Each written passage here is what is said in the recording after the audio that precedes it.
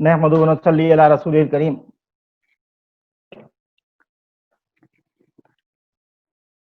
سب سے پہلے بارگاہ رسالت میں درود پاک کا ہدیہ پیش کریں۔ پڑھیے اللہم صلی علی سیدنا و نبینا و مولانا محمد عبدک و حبیبک و رسولک النبی الامی و آلہ و صحبہ اجمعین و بارک وسلم صلاۃ و سلام علیک یا رسول اللہ صلی اللہ تعالی علیہ وسلم۔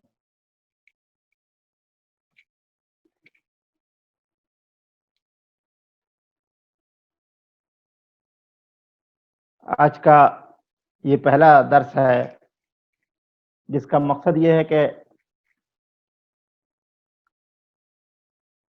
ہر شخص، ہر ایمان والا جو روحانی سکون کا متلاشی ہے، تصوف اور طریقت کو سب لوگ سمجھنا چاہتے ہیں، لیکن لوگ صرف چادر، مجلس، قل، فتح سمجھتے ہیں کہ بس یہی صرف طریقت ہے۔ تو اصل میں یہ طریقت ہے کیا؟ بعض لوگوں نے اپنی جہالت میں شریعت کو الگ کر دیا ہے، طریقت کو الگ کر دیا ہے۔ بعض یہ سمجھتے ہیں کہ جو طریقت پر چلتا ہے اس کو شریعت کی ضرورت نہیں ہے۔ بعض یہ سمجھتے ہیں کہ جو سلوک کا طالب ہے وہ کچھ عجیب و غریب خلقت ہے، وہ عام لوگ نہیں ہو سکتے۔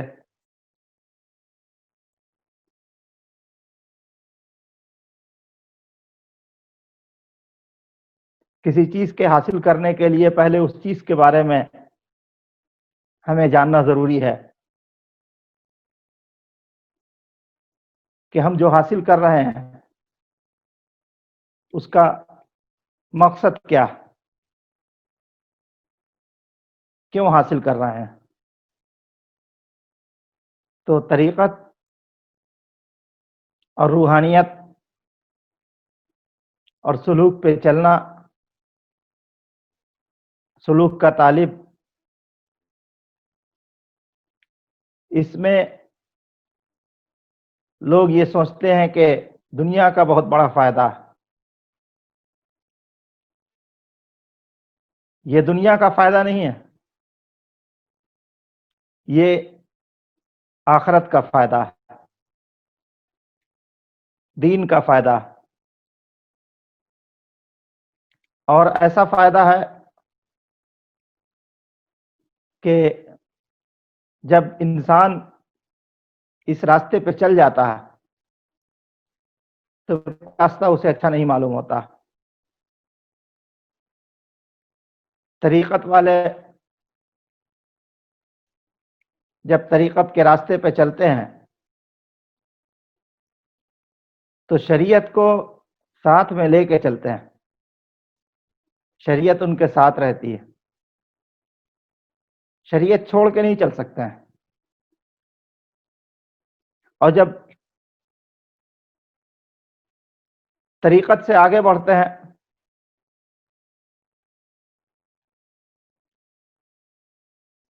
تو پھر حقیقت کی منزل میں پہنچتے ہیں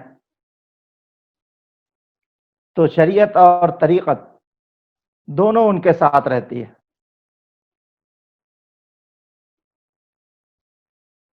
اس طور پہ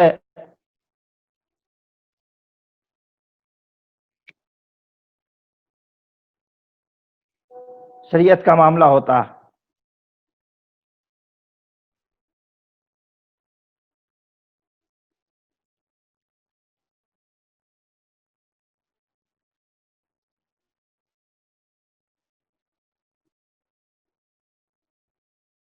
اگر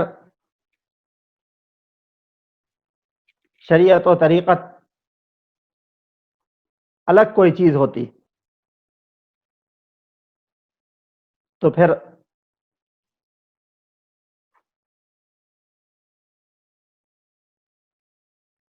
قرآن و حدیث میں بھی اس کو الگ الگ رکھا جاتا ہے۔ شریعت و طریقت الگ الگ نہیں ہے۔ بات یہ ہو رہی تھی کہ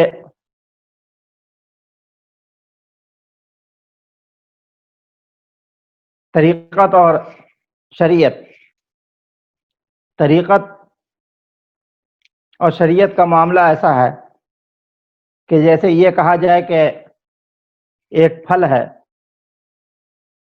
پھل اگر شریعت ہے تو اس کا گودا وہ طریقت ہے، اس کا ذائقہ حقیقت ہے، اور اس کی تاثیر یہ اس کی معرفت ہے۔ اور پھر یوں سمجھا جائے کہ طریقت کے راستے پر جب آدمی چل رہا ہے تو شریعت ساتھ میں لے کر کے چلنا ہے، شریعت چھوڑ کے نہیں۔ شریعت کی حیثیت اس وقت وہی ہے کہ شریعت اس کے لیے زیادہ سفر ہے، جیسے سفر میں آدمی نکلتا ہے تو ساتھ میں شریعت سامان لے چلتا ہے، تو شریعت کی حیثیت وہی ہے کہ اگر سفر میں سامان نہ ہو، اگر سامان نہ ہو سفر میں تو کوئی بھی جو ہے وہ تھوڑی دور چلنے کے بعد پھر آگے مشکل ہو جائے گی اس کو چلنا، کیا پہنے کا، کیا اوڑھے گا، کیا۔ تو اس سلوک کے راستے پر چلنے والا جب چلتا ہے تو اس کا کھانا پینا، اوڑھنا بچھونا سب گویا شریعت ہے، شریعت کے مطابق کرتا ہے۔ راستہ طریقت کا ہوتا ہے، کام شریعت کا ہوتا ہے۔ اب شریعت سے ہٹ کر کے اگر کوئی چاہے کہ ہم طریقت کو اپنا لیں تو وہ نہیں ہو سکتا۔ بات تو بہت لمبی ہے سمجھانے کی، اتنا سمجھانے میں تو کئی ایپیسوڈ جو ہے اس میں گزر جائے گا، لیکن جو بات خاص ہے وہ یہ کہ جب ہم اس راستے پہ چلیں اور شریعت کے اوپر عمل پیرا ہوں تو شریعت کے اوپر عمل پیرا ہونے میں تمام وہ باتیں جو اصحاب شرع یعنی علماء اصحاب شرع کی تدوین کرنے والوں نے جو باتیں لکھی ہیں، شرع کو تدوین کرنے والوں نے جو شرع والے لوگ ہیں یعنی فقہ کے لوگ، مفسرین، محدثین، فقہا، علماء جو بات لکھتے ہیں کہ صاحب نماز کیسے پڑھنی ہے وہ پڑھنا، ایسا نہیں ہے کہ شریعت کی نماز الگ کا طریقہ الگ ہو اور طریقت کا طریقہ الگ ہو۔ نماز کا طریقہ ایک ہے، لیکن پڑھنے کے خشوع اور خضوع میں فرق پیدا ہو جاتا ہے، اخلاص میں فرق پیدا ہو جاتا ہے۔ جب اخلاص اس اعلیٰ مقام پہ پہنچ جاتا ہے نا، تب خود بخود انسان طریقت کے راستے پہ چل پڑتا ہے۔ اس کا خلوص، اس کے تواضع، اس کی انکساری، اس کی عاجزی، وہ سب ظاہر ہونے لگتی ہے۔ تو شریعت کے اوپر عمل کرنا ہے ویسے ہی جیسے علماء کہتے ہیں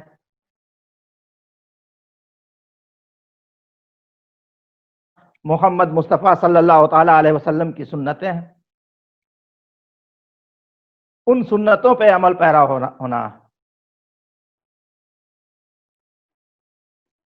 ان سنتوں پہ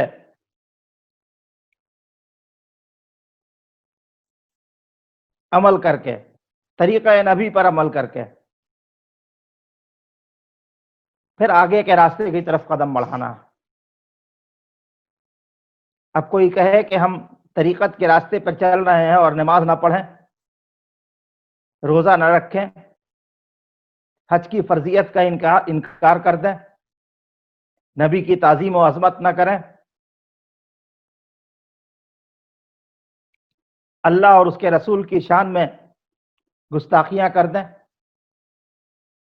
تو وہ تو شریعت کے راستے پر بھی نہیں چل رہا، طریقت پہ کیسے چلے گا؟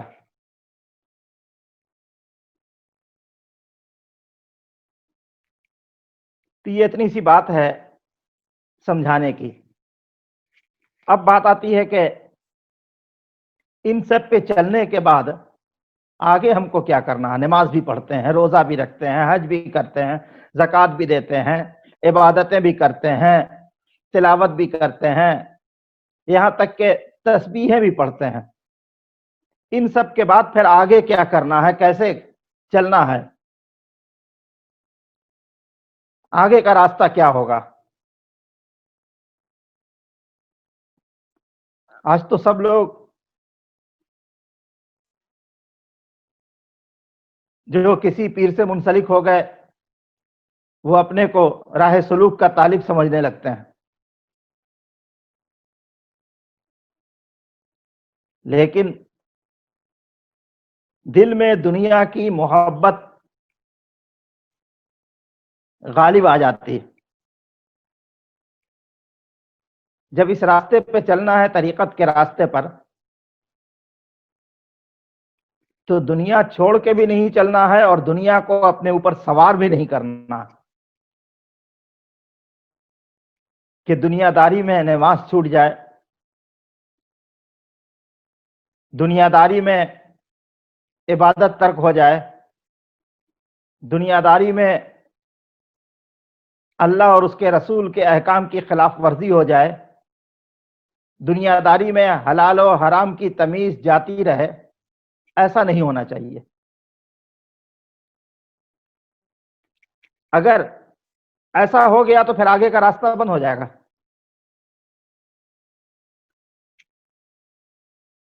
یہ سب کرنے کے بعد پھر اپنے آپ پہ توجہ دینا، اپنی ذات پر.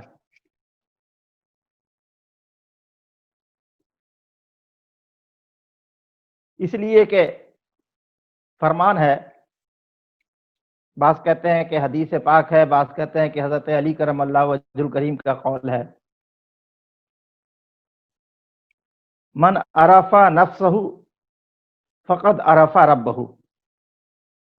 جس نے اپنے آپ کو پہچان لیا اس نے اپنے رب کو پہچان لیا. تو طریقت وہی ہے، رب کو پہچاننا. کون کتنا قریب پہچانتا ہے، کتنا نزدیک سے پہچانتا ہے. اور رب کی پہچان وہ ہے کہ قربت ہوتی چلی جاتی ہے، پہچان بڑھتی چلی جاتی ہے.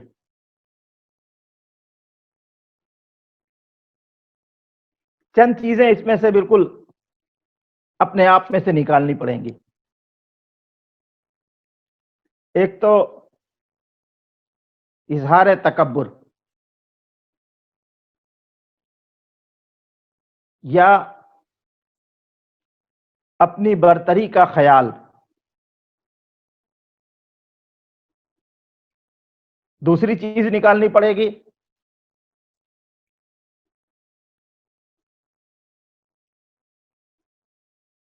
اپنے اندر سے برے خیالات. برے خیالات تو کبھی بھی آ سکتے ہیں، لیکن جب وہ خیال عمل کی طرف لے کے چلا جائے، برے عمل کی طرف، تو وہی خیال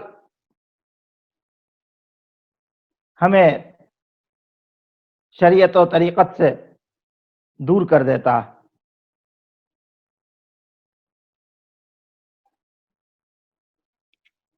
اور ان سب کے لیے طریقت میں ایک بہترین چیز یہ بتائی گئی ہے کہ اپنے عمل کا، اپنی سوچ کا اپنے فکر کا، اپنے خیالات کا محاسبہ کرنا۔ ہم دنیا کے تمام کاموں سے فارغ ہو کر کے جب رات کو بیٹھیں کہ اب ہمیں سونا ہے، تو ہم اپنے دن بھر کے کاموں کو اپنی نگاہوں کے سامنے اس طرح سے لائیں کہ جیسے ہم اس کا ویڈیو دیکھ رہے ہیں۔ ہم اٹھے تو ہم نے کیا کیا؟ کون سا ایسا عمل کیا کہ جو اللہ کی ناراضگی کا سبب ہوتا ہو، جو رسول کی سنت کے خلاف ہو؟ کیا کھایا ہم نے؟ اپنے کھانے کا سوچے، اپنے عمل کا سوچے، اپنی عبادتوں کا سوچے، یہاں تک کہ اپنے خیالات کے بارے میں سوچے کہ ہم کو کتنی بار برے خیالات آئے، اور اس کے بعد پھر اپنی ان گناہوں کو کہ ہر روز توبہ کرے، سونے سے پہلے توبہ کر لے۔ ایک تو اس کا فائدہ یہ ہوتا ہے کہ اگر سویا اور اللہ نے اگر اس کو سلا دیا ہمیشہ کے لیے، پھر دوسرے دن اسے اٹھنا نہ ہو تو وہ بغیر توبہ کے چلا جائے گا۔ بہت سے لوگ یہ سوچتے ہیں کہ پھر کل گناہ کریں گے تو آج توبہ کیوں کریں۔ کچھ لوگ تو یہ سوچتے ہیں کہ توبہ کریں گے ابھی تو زندگی پڑی ہے گناہ کرنے کی۔ اللہ اتنا کریم و رحیم ہے کہ ہر دن توبہ کرے، پھر گناہ سرزد ہو، پھر توبہ کرے، پھر گناہ سرزد ہو، پھر توبہ کرے۔ کبھی وہ یہ نہیں کہتا ہے کہ اب تمہاری توبہ کو قبول نہیں کیا جائے گا، اس لیے کہ توبہ کو نہ قبول کرنے والا ایک وقت اس نے بنا رکھا ہے کہ اس کے بعد توبہ قبول نہیں کی جائے گی، وہ تو قیامت کے قریب کا وقت ہے۔ اس سے پہلے تک اور بزرگان دین کا شیوا رہا ہے کہ روزانہ کے جانے ہوئے گناہوں کو سوچنا اور انجانے گناہوں کو جس کے بارے میں ہم نہیں سمجھا کہ یہ گناہ ہو سکتا ہے، اس کو بغیر سوچے ہوئے اللہ کی بارگاہ میں توبہ کرے کہ اگر انجانے میں بھی کوئی گناہ خطا ہوا، خطائیں ہوئی ہیں تو اسے اللہ تعالیٰ معاف فرما دے۔ اور جان کر کے، ہم تو جان کر کے بھی گناہ کرتے ہیں تو اس سے روپوشی اختیار کر لیتے ہیں، اس کے بارے میں سوچتے بھی نہیں ہیں، یہ سوچتے ہیں کہ چلو جو ہوا اچھا ہوا، اب نہیں کریں گے، یا ابھی دو چار بار کر لیں گے اس کے بعد پھر توبہ کر لیں گے۔ اس کو کہتے ہیں اپنا محاسبہ کرنا، یعنی اپنا حساب اپنے سے لگانا، اور اس کے بعد یہ عہد بھی کرے کہ ہم سے اگر آج کے دن 50 گناہ کے کام ہوئے ہیں تو کل اس سے ہمیں بچنا ہے۔ 50 گناہ کے کام ہوئے ہیں تو کل اس سے بچنا ہے، اور اس سے کم ہونا چاہیے گناہ کا کام۔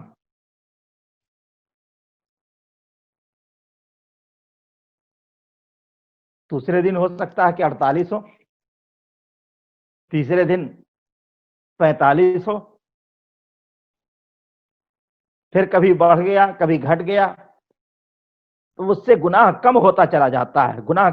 گناہ کے خیالات، برے اعمال، حرام، سب کچھ کم ہوتا چلا جاتا ہے۔ اگر واقعی اس کو یہ خیال ہے، اسے شرمندگی ہوتی ہے اللہ کی بارگاہ میں کہ ہم نے یہ گناہ کیا، تو اس محاسبہ سے، یعنی اپنا حساب کرنا، حساب کر کے خدا کے حضور میں پیش کر دینا کہ اے اللہ یہ میرا حساب ہے، لگتا ہے کہ ہم نے غلطی کر دی ہے، اور یقیناً غلطی کرتی ہے، اے اللہ تو معاف فرما دینا۔ اسی کو کہتے ہیں محاسبہ۔ یہ شریعت پہ عمل کرنے کے ساتھ ساتھ طریقت پہ چلنے والوں کے لیے سب سے پہلی چیز ہوتی ہے، اور اس کے بعد پھر یہ تو روزانہ کی اپنی توبہ ہے، پھر اس کے بعد جو معاملہ آتا ہے وہ یہ ہے کہ کسی پیر کو، کسی رہنما کو اپنا راہبر بنا لینا۔ ہو سکتا ہے کہ ہم جس چیز کو اچھا سمجھ رہے ہوں وہ اچھی نہ ہو، گناہ ہو، اس لیے اس توبہ کے بعد پھر کسی کو رہبر بنا کر کے، کسی پیر کے ہاتھ پہ توبہ کر کے ان کی بارگاہ میں اپنا سب کچھ پیش کر دینا، اپنے سارے اعمال کو، سارے کردار کو، اپنی ساری باتوں کو پیش کر دینا، اور ان سے معلوم کرنا کہ ہمارے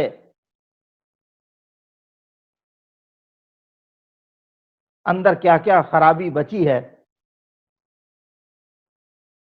وہ خرابیاں وہ بتا دیں تو وہ خرابیاں دور ہو جائیں گی۔ پھر پیر کے کہنے پہ چلنا، لیکن اس سے پہلے پیر کی تلاش۔ پیر کے لیے ضروری نہیں ہے کہ بہت مالدار ہو تو وہی پیر ہے، بہت شہرت ہو تو وہی پیر ہے۔ پیر وہ جو شریعت و طریقت کے راستے کا علم رکھے اور اس کے لیے رہنمائی کر سکے۔ اگر رہنمائی کرنے کے لائق نہیں ہے تو وہ پیر نہیں ہے۔ شریعت و طریقت کی رہنمائی نہیں کر سکتا ہے تو پھر اس کو رہنما بنانے سے فائدہ کیا؟ پیر اگر خود گمراہ ہے عقائد میں،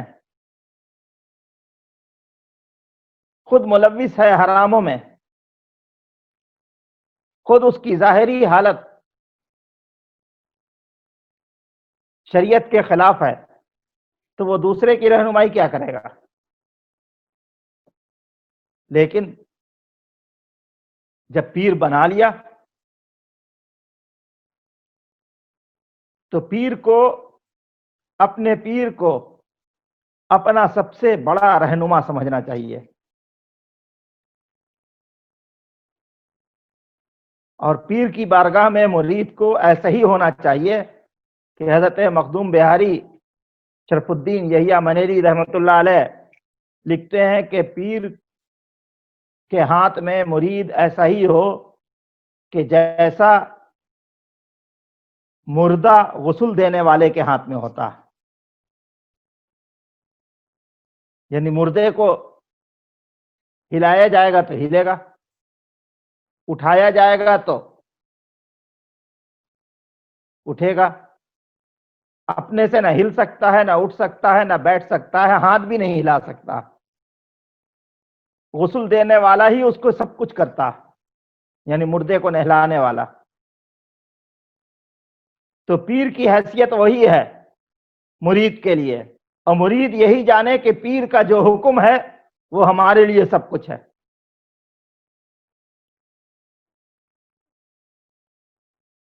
اور جو یہ لوگ سمجھتے ہیں کہ پیر صاحب سے مرید ہو گیا، تھوڑا سا وظیفہ لے لیا پڑھنے کے لیے، اور اس وظیفے کو پڑھ کر کے ہم بہت ترقی کی منزلیں طے کر لیں گے، ایسا نہیں ہوتا۔ ایک تو یہ خیال بھی دل سے نکال دینا چاہیے کہ ہر وظیفہ جو ایک بتا دیتے ہیں کتابوں میں کہ اس کام کے لیے یہ وظیفہ پڑھیے، اس کام کے لیے یہ وظیفہ پڑھیے، تو ہر وظیفہ ہر ایک کے لیے نہیں ہوتا۔ جیسے کہ بخار کی دوا، ایک ہی دوا ہر بخار میں کام نہیں آتی ہے، ایک ہی اینٹی بائیوٹک ہر بیماری میں کام نہیں آتی ہے، اسی طرح سے وظائف بھی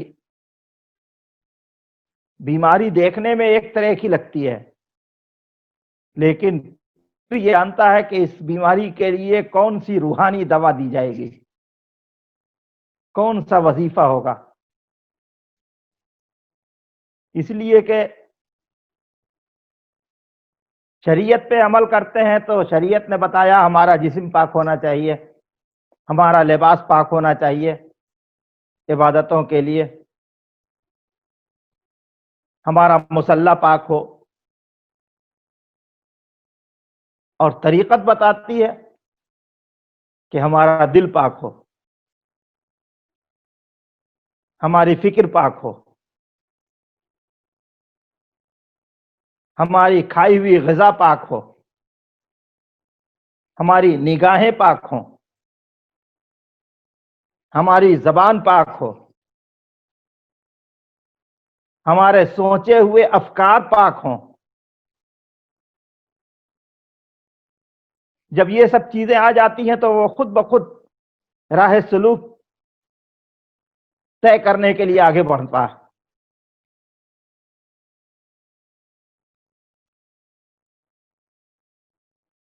اور جب آگے بڑھتا ہے تو اس کے اوپر اللہ کے راز منکشف ہونے لگتے ہیں۔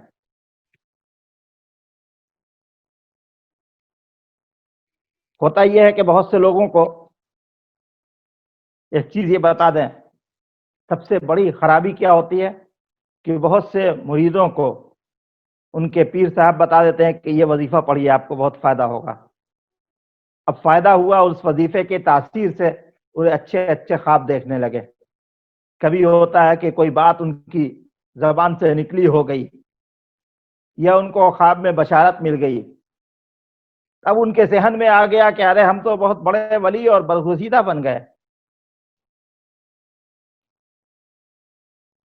ایسا کچھ نہیں ہوتا، کچھ چیزیں تو امتحان کے لیے ہوتی ہیں کہ دیکھیں تمہیں کچھ دے کر کے دیکھتے ہیں تم کہاں تک اڑتے ہو، اپنے آپ میں کہاں تک سمجھتے ہو اس چیز کو۔ بڑے بڑے اولیاء کرام جو اس راستے پہ چلے اور چلنے کے بعد اللہ تعالی کے خصوصی بندوں میں شمار ہوئے، بڑے اونچے بننے کے بعد بھی وہ اپنے آپ کو غریب و مسکین و فقیر ہی سمجھتے رہے، اور تمام مخلوق سے اپنے آپ کو کمتر جاننا ان کا طریقہ رہا۔ یہ سوچ لینا کہ ہم تو، ہمارے اندر یہ خوبی ہے، میرے جیسا کون ہوگا، تو اللہ تبارک و تعالی نے ایک سے ایک اپنے بندوں کو عطا کیا ہے، ایسی ایسی نعمتیں عطا کی ہیں۔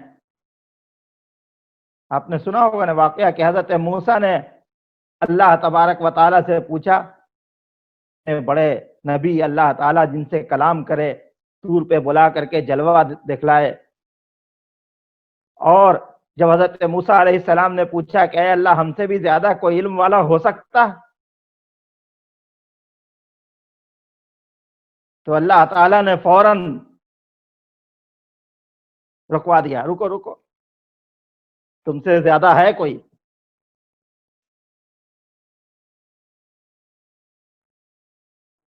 اور پھر حضرت موسیٰ کی حضرت خضر علیہ السلام سے ملاقات ہوئی، اور آخر میں یہی بات طے پائی کہ اے موسیٰ آپ کو جو علم ہے وہ ہم نہیں جانتے ہیں، وہ آپ کے لیے ہے، جو ہمارے پاس علم ہے وہ آپ نہیں جانتے ہیں۔ اللہ نے کس کو کیا عطا کیا ہے، کس کو کیا مرتبہ دیا ہے، وہ کوئی نہیں جانتا۔ اسی لیے بزرگان دین اولیاء کرام معرفت کے بہت اونچے مقام پر پہنچنے کے بعد بھی وہ یہی سوچتے ہیں کہ ہم سے کچھ بھی نہیں ملا، سمندر میں سے ایک قطرہ ملا بس۔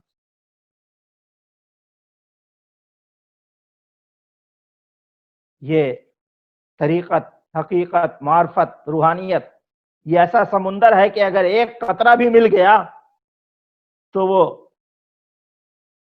دنیا میں غوث وقت ہو جائے گا۔ ایک قطرہ بھی مل گیا تو مخدوم زمانہ ہوگا،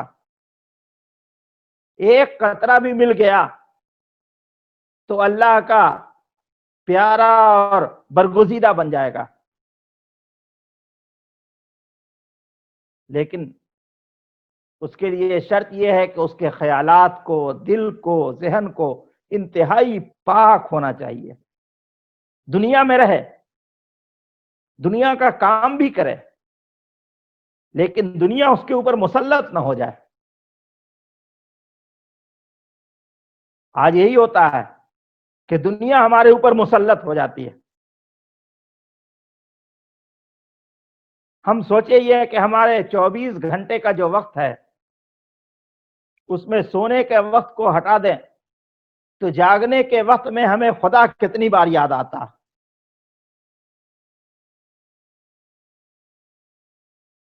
روحانیت والے اور اس راہ پہ چلنے والے اسی کو غور کرتے ہیں کہ دن بھر میں ہمیں اللہ کتنی بار یاد آیا، ہم نے کتنی بار خدا کے لیے سوچا، اس کی عظمت کا سوچا، اس کی بڑائی سوچی، اس کی بزرگی سوچی، اس کی قدرت سوچی، کتنی بار سوچا، خدا کے ذکر میں کتنی بار لگے رہے.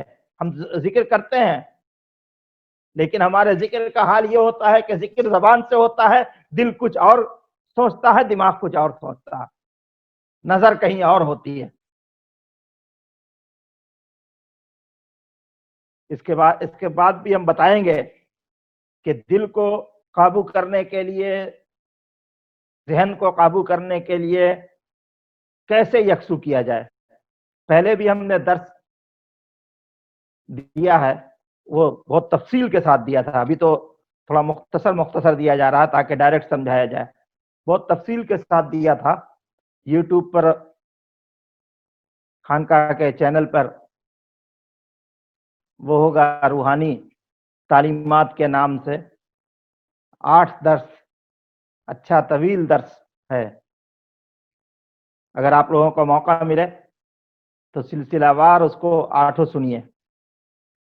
اسی میں کی باتیں ابھی کچھ آئیں گی، اس لیے کہ وہ درس مکمل تو ریپیٹ نہیں ہو سکتا، لیکن اس میں کی کچھ باتیں اختصار کے ساتھ آپ کو بیان کیا جائے گا.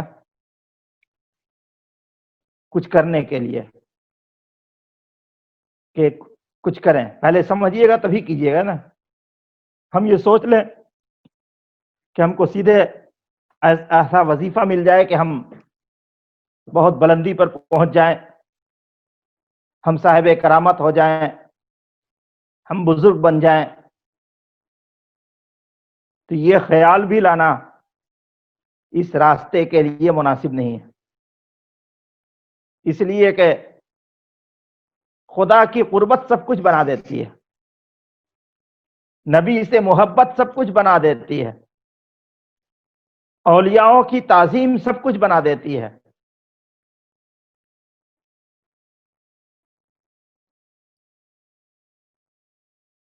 آپ دیکھیے گا کہ آم کا ایک ٹکڑا لے کر کے اس کو دھوپ میں پکائیے تو اچار بن جاتا ہے. اسی ٹکڑے کو شکر میں ملائیے تو اموٹ بن جاتا ہے.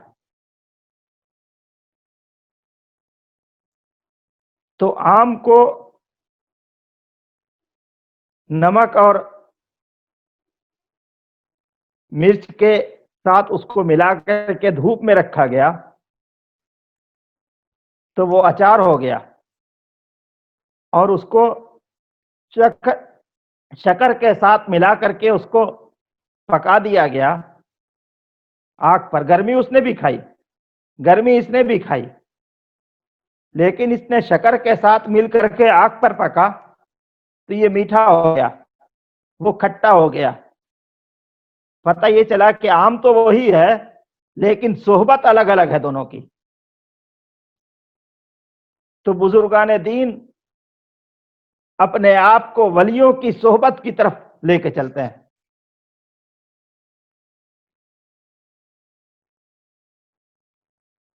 ولیوں کی طرف لے کے چلتے ہیں، دل میں بزرگوں کو بسا لیتے ہیں. رسول کی محبت کا چراغ روشن کر لیتے ہیں اور احکام الہی پہ عمل پیرا ہو جاتے ہیں۔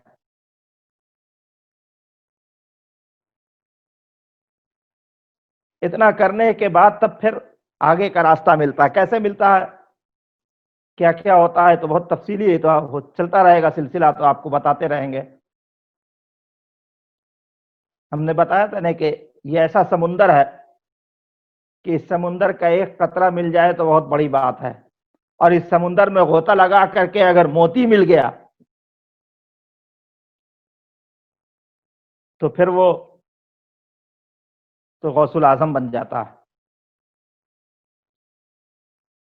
جو اس سمندر میں قطرہ لگا کر کے موتی حاصل کر لیا،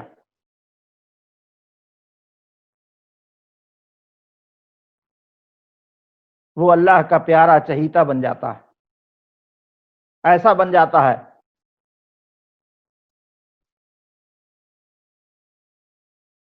اللہم صلی علی سیدنا و نبینا مولانا محمد وعلی آلہ وصحبہ اجمعین۔ ربنا آتنا فی الدنیا حسنۃ وفی الآخرۃ حسنۃ وقنا عذاب النار۔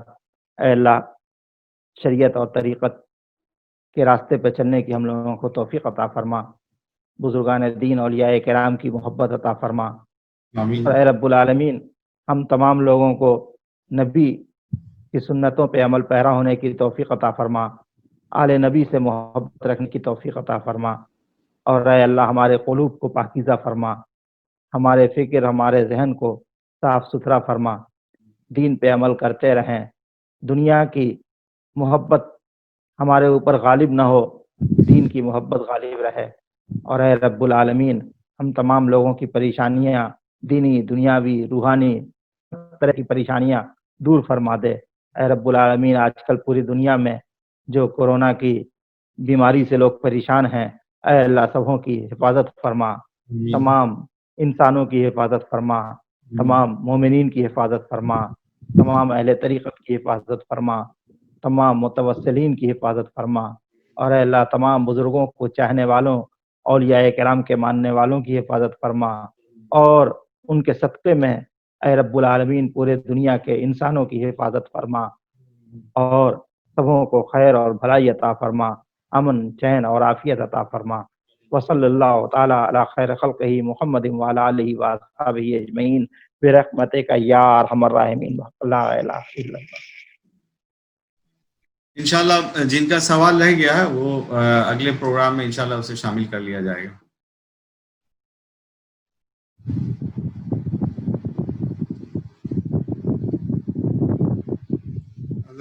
اس کو پروگرام کو ختم کیا جائے انشاءاللہ۔ ہاں، السلام علیکم ورحمۃ اللہ۔